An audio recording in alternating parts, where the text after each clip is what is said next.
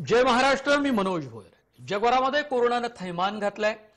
अनेक देशांमध्ये कोरोनाची दुसरी लाट सुद्धा आलेली आहे आणि या पार्श्वभूमीवर जगभरामधली टाळेबंदी आणि तिथले आणखी निर्बंध हे कठोर केले गेलेले आहेत।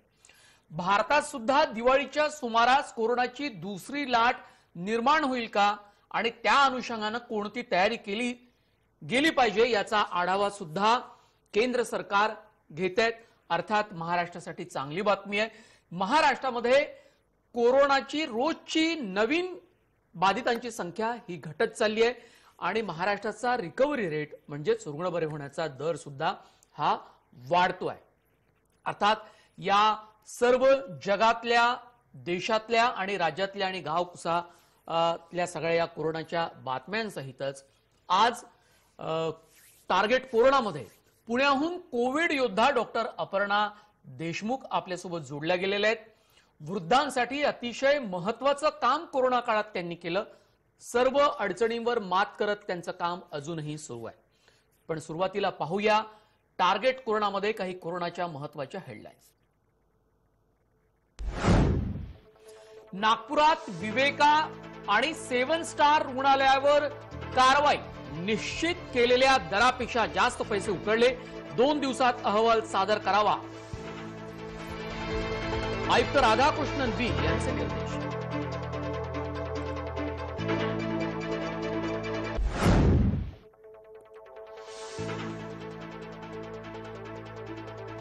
अनलॉकमुळे रोजगारात होते सातत्याने वाढ। कर्मचारी भविष्य निर्वाह निधी संघटनेनं ईपीएफओ गेल्या आठवड्यामध्ये जाहीर केलेल्या पॅरोल डेटानुसार नोकऱ्यांमध्ये वाढ। देशात कोरोना बाधितांची संख्या पोहोचली 80 लाखांवर। तर आतापर्यंत 1,20,000 जणांनी गमावलेत कोरोनामुळे प्राण।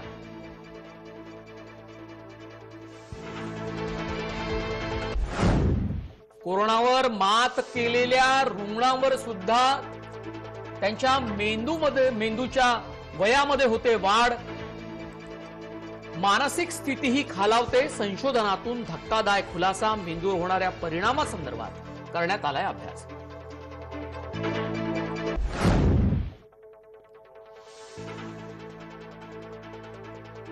आरोग्य सेतू ऍप कुणी तयार केलं माहिती नाही। केंद्राचं आरटीआयच्या अर्जाला उत्तर।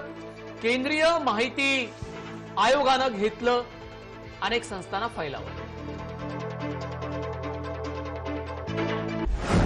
जय महाराष्ट्राच्या टार्गेट कोरोनामध्ये पुण्याहून कोविड योद्धा डॉक्टर अपर्णा देशमुख कोरोना काळात आभाळमाळा संस्थेच्या माध्यमातून काम। वृद्धांच्या आयुष्यात फुलवला आनंद। डान्स थेरपीचा वापर करत वृद्धांमधली उदासीनता केली दूर।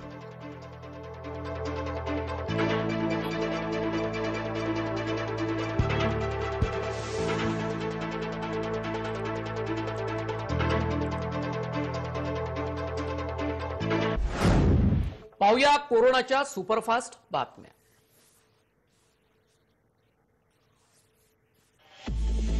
राज्य सरकारची मागणी। केंद्र सरकारला प्रस्ताव सादर केला। सर्वसामान्यांसाठी उघडणार लोकलचे दार।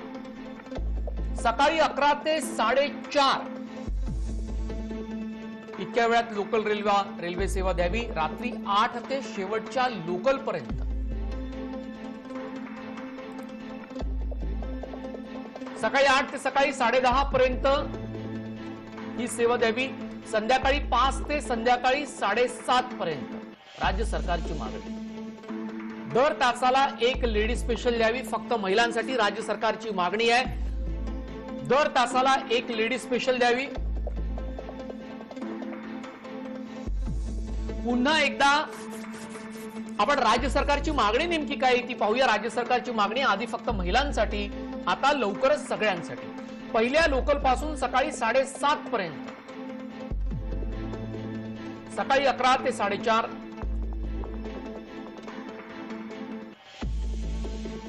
रात्री 8 ते शेवटच्या लोकल पर्यंत। सकाळी 8 ते सकाळी 10:30 पर्यंत। संध्याकाळी 5 ते संध्याकाळी 7:30 पर्यंत।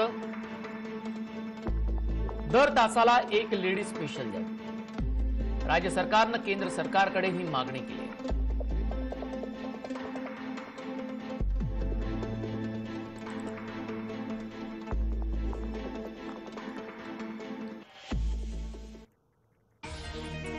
भारतात कोरोना रुग्णांची संख्या गुरुवारपर्यंत 80 लाख होण्याची शक्यता आहे.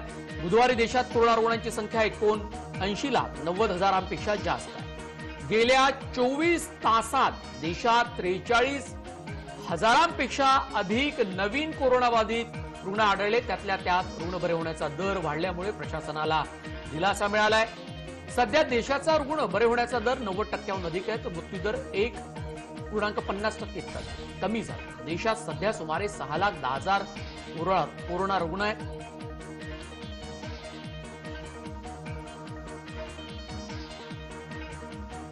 कोरोना रुग्णांना पुन्हा कोरोनाची बाधा होण्याचा धोका निर्माण झाल्याचं मत काही संशोधकांनी व्यक्त केलंय.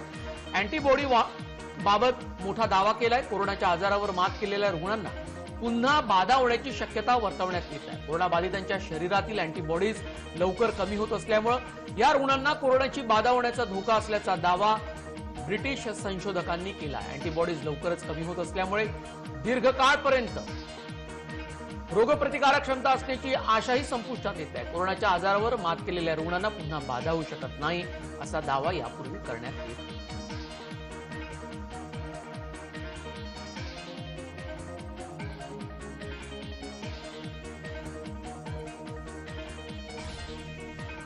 अमेरिका आणि युरोपात आलेल्या दुसऱ्या लाटेमुळे कोरोनाचा मुकाबला करण्यासाठी भारतानं ही तयारी केली आहे. सध्या भारतातील कोरोना रुग्णांची संख्या घटते आहे, तरी भारतातील 10 राज्यांमध्ये अधिक लक्ष केंद्रित करावं लागणार आहे. थंडीमुळे कोरोना रुग्णांची संख्या वाढण्याची भीती व्यक्त केली जात आहे.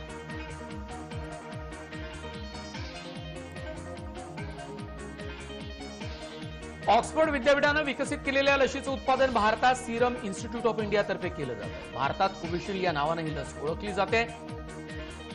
डिसेंबरपर्यंत ही लस तयार असेल अशी माहिती इन्स्टिट्यूटचे प्रमुख अदर पूनावाला यांनी दिली. 2021च्या सुमारास दुसऱ्या किंवा तिसऱ्या तिमाहीत या लशीचे 10 कोटी डोस बनवून दिले जातील असं त्यांनी एका वृत्तसंस्थेशी बोलताना सांगितलं.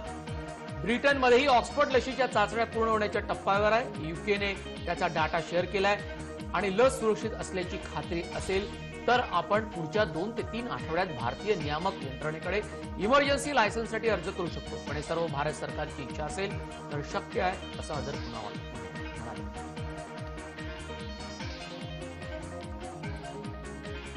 थंडी सोबतच कोरोनाची दुसरी लाट येत असल्यानं अमेरिका आणि युरोपातील देश पुन्हा एकदा संकटाच्या तोंडावर आहे. अमेरिकेत रुग्णसंख्या दुपटीनं वाढत असल्यानं शेअर मार्केटमध्ये 4 आठवड्यात सर्वात नीचांक नोंद झाली आहे. बार्सिलोना येथे पुन्हा कर्फ्यू लागू करण्यात आलाय. फ्रान्समध्ये ही रुग्णसंख्या झपाट्यानं वाढते आहे. काही देश पुन्हा लॉकडाऊनच्या तयारीत आहेत.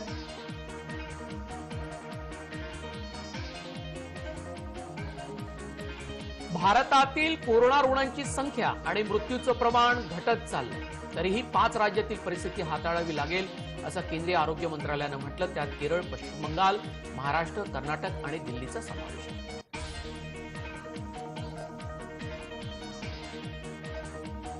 कोरोनावर मात केलेल्या रुग्णांच्या मेंदूवरही परिणाम होतोय असं संशोधनातून आता पुढे आलेलं आहे.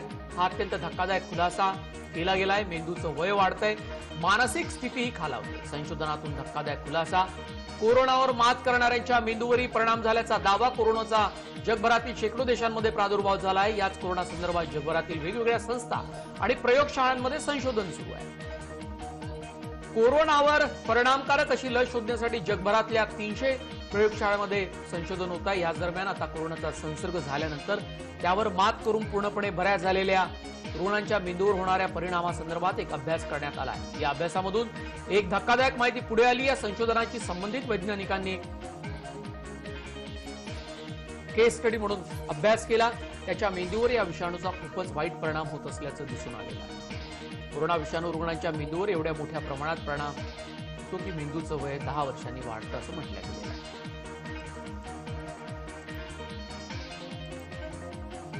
आरोग्य सेतू ॲप कुणी तयार केलं माहिती नाही. केंद्राचं आरटीआयच्या अर्जाला उत्तर.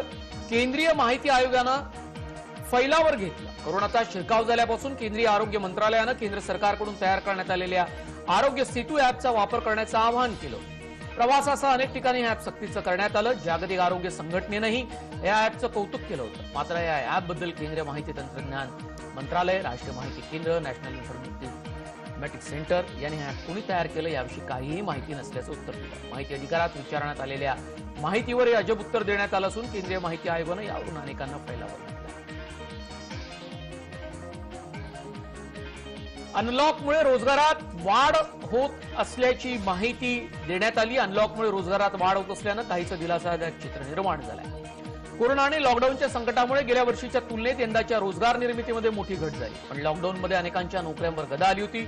मात्र आता देशात अनलॉक झाल्यानं रोजगार निर्मितीत वाढ होत आहे। कर्मचारी भविष्य निर्वाह निधी संघटनेनं ईपीएफओनं गेल्या आठवड्यात जाहीर केलेल्या पॅरोल डेटानुसार नोकऱ्यांमध्ये वाढ होत असल्याचं पुढे आलंय। ताज्या आकडेवारीनुसार ईपीएफओमध्ये नवे ग्राहक म्हणजेच नव्या नोकरदारांची संख्या यावर्षी जून महिन्यात 5.52 लाख होती, तर जुलै महिन्यात यात वाढ होऊन ती 6.48 लाखांवर पोहोचली। ऑगस्टमध्ये पुन्हा एकदा नव्या नोकऱ्यांची भर पडली आणि ईपीएफओशी 6.7 लाख नोकरदार जोडले गेले।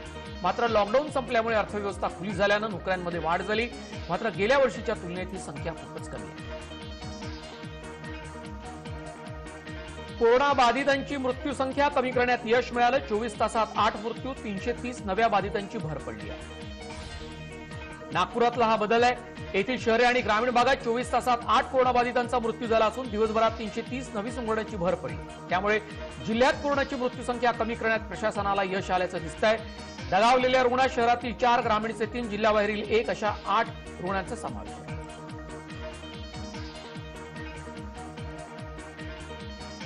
नागपुरात विवेका 7 स्टार रुग्णालयावर कारवाई झाली। निश्चित केलेल्या दरापेक्षा जास्त पैसे उकळले गेल्याचा आरोप केला गेला।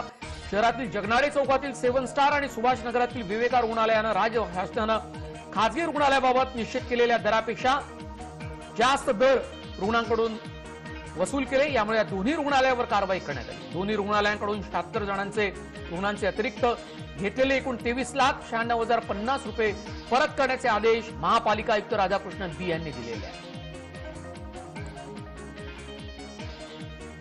केंद्रीय मंत्री स्मृती इराणी या पॉझिटिव्ह आल्या आहेत। बिहारमध्ये प्रचार करत असलेल्या केंद्रीय मंत्री स्मृती इराणी त्यांना कोरोनाची लागण ट्विट करून त्यांनी माहिती दिली। देशातील कोरोनाचं सावट अजूनही कमी झालेलं नाही। दररोज नवीन रुग्ण आढळून येत असून बिहारमध्ये प्रचारात व्यस्त असलेल्या केंद्रीय मंत्री स्मृती इराणी यांना कोरोनाची लागण झाल्याचं निदान झालंय।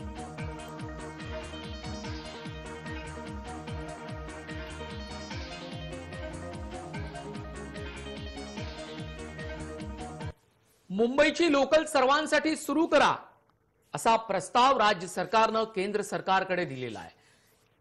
सर्वांसाठी ही लोकल सुरू व्हावी अशी मागणी राज्य सरकारने केली। काय प्रस्ताव आहे पाहूया। पहिल्या लोकल पासून सकाळी 7:30 पर्यंत, सकाळी 11 ते 4:30 लोकल सुरू करावी। आधी महिलांसाठी लोकल सेवा होती, आता सरसकट सगळ्यांसाठी ही लोकल सेवा सुरू करावी। सकाळी 11 ते 4:30, रात्री 8 ते शेवटच्या लोकल पर्यंत।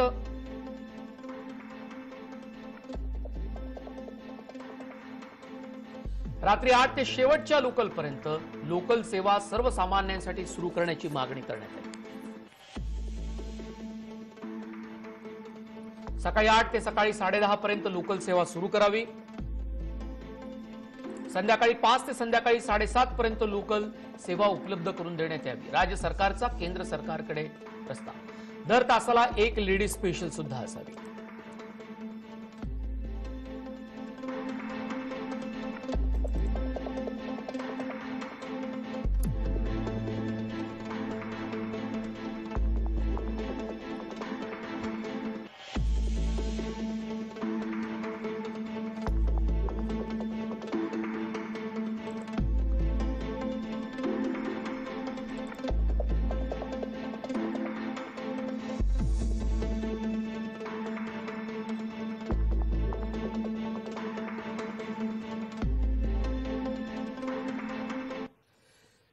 पाहूया राज्य सरकारच्या प्रस्तावात आणखी काय तपशील आहे तो। सरसकट सगळ्यांसाठी पहिल्या लोकल पासून सकाळी 7:30 पर्यंत, सकाळी 11 ते 4:30, रात्री 8 ते शेवटच्या लोकल पर्यंत.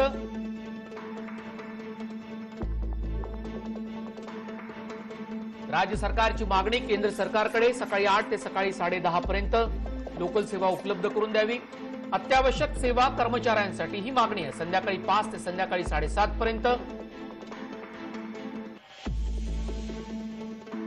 राज्य सरकारची मागणी फक्त महिलांसाठी दर तासाला एक लेडी स्पेशल.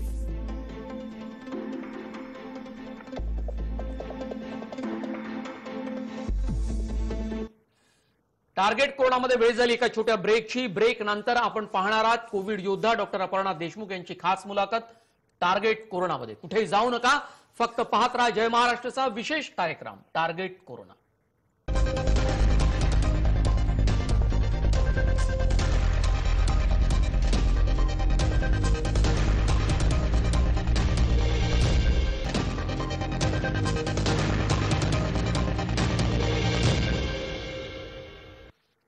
नमस्कार. जय महाराष्ट्रमध्ये टार्गेट कोरोनामध्ये आज पुण्याहून कोविड योद्धा आहेत डॉक्टर अपर्णा देशमुख. अपर्णा देशमुख यांची आभाळ माया ही वृद्धांसाठी असलेली एक संस्था आहे. या संस्थेला कोरोनाच्या काळामध्ये खूप मोठ्या अडचणींचा सामना करावा लागला, मात्र त्यावर मात करून अपर्णा देशमुख यांनी डान्स थेरपीच्या माध्यमातून या वृद्ध जोडप्यांना मोठा आधार देण्याचा प्रयत्न केला. त्यात ते सफलही झाले. अडचणी आणखी काही शिल्लक आहे, त्यातूनही त्यांना मार्ग काढायचा आहे. खूप स्वागत आहे डॉक्टर अपर्णा देशमुख आपलं जय महाराष्ट्रमध्ये. नमस्कार. नमस्कार. मुळात वृद्धांच्या समस्या या कोरोना काळामध्ये खूप मोठ्या प्रमाणात होत्या. समाजातल्या खूप वेगवेगळ्या घटकांना स्पर्श करताना जय महाराष्ट्राला जाणवलं की जशा पोलिसांच्या समस्या होत्या, शिक्षकांच्या होत्या, विद्यार्थ्यांच्या होत्या, अपंगांच्या होत्या, दिव्यांगांच्या होत्या, तशाच ग्रामीण भागातल्या विद्यार्थ्यांच्याही खूप मोठ्या समस्या होत्या. तशाच त्या आदिवासी विद्यार्थ्यांच्या होत्या.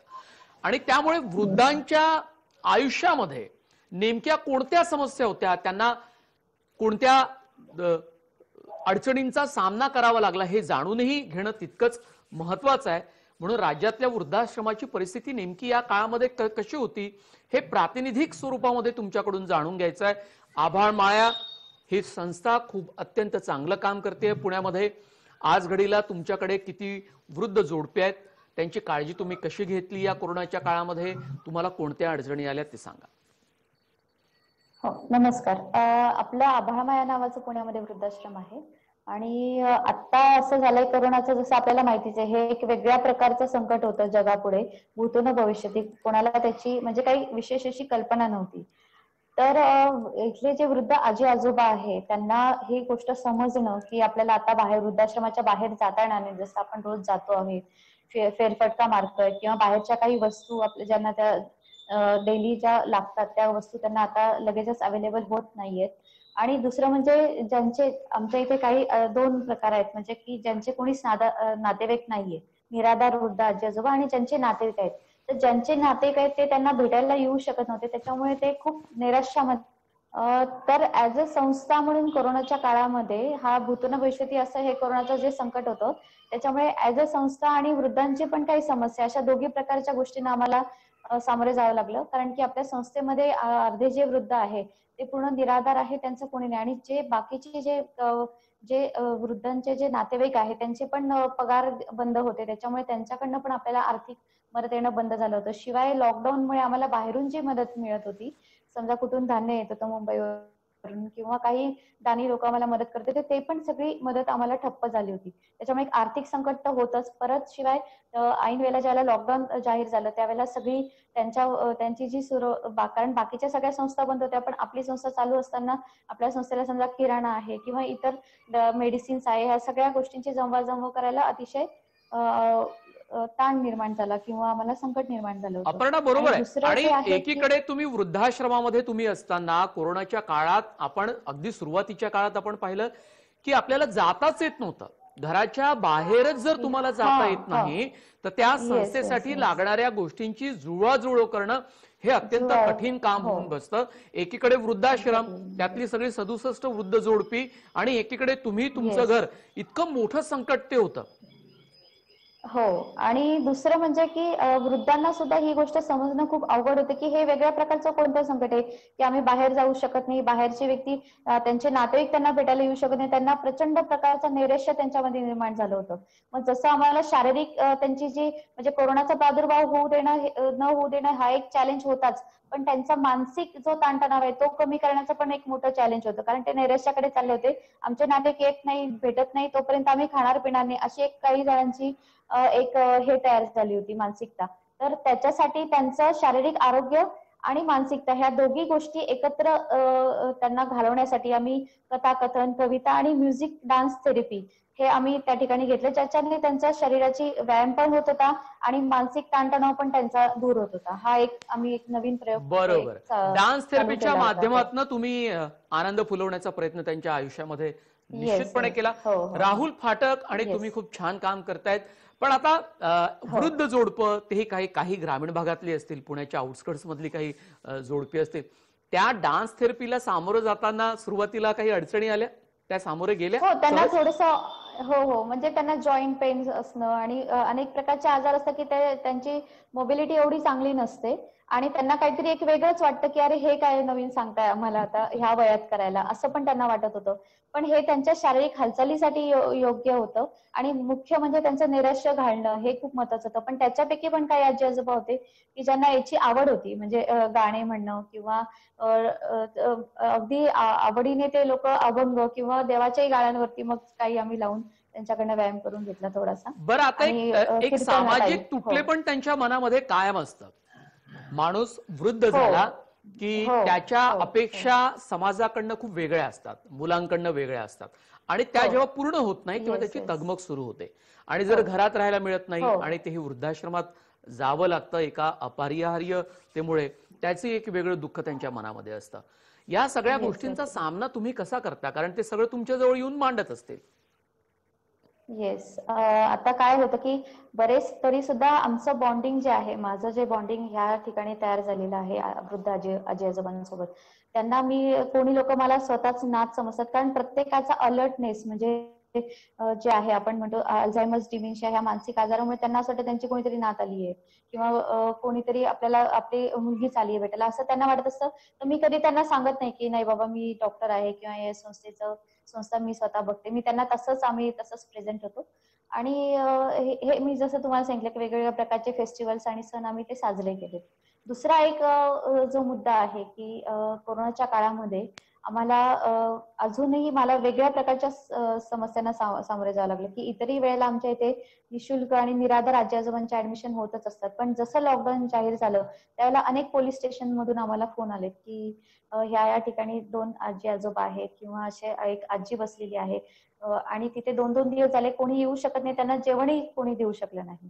तर मग अशा आजी-आजोबांना आम्ही आणलं. त्यांच्या कोरोना टेस्ट केल्या. त्याच्यापैकी काही लोक पॉझिटिव्ह होते. मग त्यांना क्वारंटाईन ठेवलं, आयसोलेशन केलं, ट्रीटमेंट केली आणि त्याच्यानंतर मग ज्यावेळेला त्यांचा रिपोर्ट निगेटिव्ह आला, मग त्यांनी आता आम्ही आमच्या आभाळ मायेच्या पंखाखाली आम्ही त्यांना आता आधार दिलेला आहे. तर हे पण आहे आणि ज्या आजी-आजोबांचे नातेवाईक होते आणि ते कोरोना पॉझिटिव्ह झाले आणि आता हॉस्पिटलमधून त्यांना डिस्चार्ज करायचं आहे.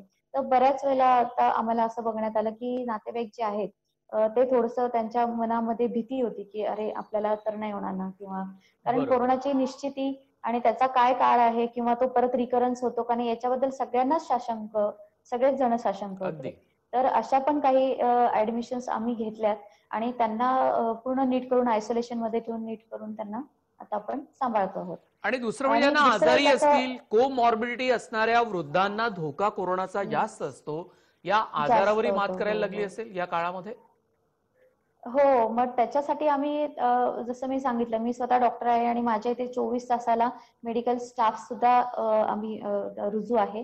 तर त्यांच्याकडनं आम्ही रेग्युलर स्क्रीनिंग, हेल्थ चेकअप, की समजा टेम्परेचर चेकअप आहे, कोणाला कोरोना सदृश्य काही लक्षणं आहेत का? मग त्यांची ट्रीटमेंट करणं, काही गरज वाटली तर टेस्टिंग करणं आणि त्यांना मेन म्हणजे पौष्टिक आहार, vitamin D3, vitamin C, vitamin A ह्या गोष्टींनी आपल्याला एक इम्युनिटी बूस्टर्स आम्ही त्याच्यामध्ये वापरलेत. आणि बरोबर. दुसरं म्हणजे सॅनिटायझेशन आणि क्लिनिंग हे आम्ही खूप स्ट्रिक्टली पाळलं. त्याच्यामुळे आम्हाला आमच्या वृद्धाश्रमात आतापर्यंत एकही कोरोना पॉझिटिव्ह वृद्ध सापडला नाही, हे मी पण प्राऊडली तुम्हाला सगळीची सांगू शकते. तारेवरची कसरत आहे डॉक्टर अपर्णा देशमुख. मला सांगा जरा येस या येस मुद्द्याला आपण आणखी जरा मोठ्या प्लॅटफॉर्मवर घेऊन जाऊया की वृद्धांच्या समस्याबाबत राज्य सरकारची अशी काही कुठली पॉलिसी आहे का, आणि असेल तर तिचा फायदा तुम्हा लोकांना हे काम करताना होतो का? आणि आता कोरोनाच्या काळात राज्य सरकार तर कोरोनाशी झगडत आहे, पण या काळातही खूप वेगवेगळ्या समस्या येत आहेत, त्या तुम्ही कुठे दाद मागू शकता किंवा तुमची नोंद कोण घेणार या सगळ्या चांगल्या कामाची, किंवा तुम्हाला जर काही गरज लागली तर सरकारच्या माध्यमातून काही सोडवण्याचा प्रयत्न कुठे होतो किंवा आवश्यक आहे ते? ऍक्च्युली ही खूप गरज आहे, सरकारला ह्या गोष्टीकडे खरंच लक्ष देण्याची गरज आहे. कारण की वृद्धांसाठी आणि त्यांच्या संगोपनासाठी त्यांच्या हक्काचे असे अनेक कायदे बनलेले आहेत. पण मला खूप खेद वाटतो हे सांगायला की असे काही वृद्ध आहेत की ज्यांच्या नातेवाईकांनी त्यांना फसवलंय किंवा काय, आणि ते कोर्टमध्ये वेगवेगळ्या पद्धतीचे ते न्यायासाठी लढतायत. पण त्यांना ऐकू येत नाहीये, कोण समोरचं काय सांगतंय, कायद्यात पंडित काय सांगतोय, किंवा आपल्याला कुठे प्रत्येकाला ते जाणं शक्य होत नाही. तर अशा वेळेला खूप स्ट्रिक्ट ऍक्शन घेणं किंवा वृद्धांना मदत झाली पाहिजे हे खूप महत्वाचं आहे. आणि संस्थेला पण ऍज अ संस्था, आता मी जी संस्था चालवते आहे की त्याच्यामध्ये आता एवढे लोक आपल्या इथे फ्री आहेत, तर अशा संस्थांना वेगवेगळ्या संस्थांकडनं जे एनजीओ आहेत त्यांच्याकडनं मदत मिळणं हे खूप महत्वाचं आहे. आता आमच्याही संस्थेचा प्रॉब्लेम आहे की आम्हाला स्वतःची जागा नाही, आम्ही भाडे तत्वावरती राहतोय, तर आम्हाला सरकारी जागा मिळणं हे खूप आवश्यक आहे. आणि त्या गोष्टीकडे मला वाटतं की थोडंसं सरकारचं लक्ष निश्चितपणे असायला हवं. तुम्ही जर एखादी स्वयंसेवी संस्था, एखाद्या सामाजिक किंवा एखाद्या सामाजिक कार्यकर्त्यानं अत्यंत हिमतीनं तळमळीनं जर काम करायला सुरुवात केली तर त्याला सरकारची मदत योग्य रीतीनं होणं हे खूप आवश्यक आहे. कारण वृद्ध हा घटक समाजाचाच एक घटक आहे आणि प्रत्येकाच्या आयुष्यात वृद्धत्व येतं आणि येस हो त्या अनुषंगानं ज्या समस्या यायच्या आयुष्यामध्ये त्या सुद्धा येतात. तुमच्या माध्यमातून त्या सोडवण्याचा खूप सुंदर रीतीनं प्रयत्न होतो आहे. कोरोनाला टार्गेट करण्यासाठी म्हणून खूप निकराचे प्रयत्न या निमित्तानं झाले आहेत. महाराष्ट्रामध्ये सुद्धा अनेक वृद्धाश्रम आहेत, त्यांच्याही समस्या आहेत. या सगळ्या प्रातिनिधिक स्वरूपात आम्हाला त्या जाणून घेता आल्या. खूप धन्यवाद, आपण सहभागी झाला. जय महाराष्ट्राच्या टार्गेट कोरोनामध्ये वेळ संपलेली आहे, त्यामुळे आपल्याला ही चर्चा मुलाखत पुढे घेऊन जाता येणार नाही. धन्यवाद. टार्गेट कोरोनामध्ये आज आम्ही इथेच थांबतोय. पुन्हा आम्ही भेटू एका नवीन कोविड योद्ध्यासह. त्याच्या अनुभवासहित कोरोनाला टार्गेट करण्यासाठी आम्हाला मदत होणार आहे. धन्यवाद.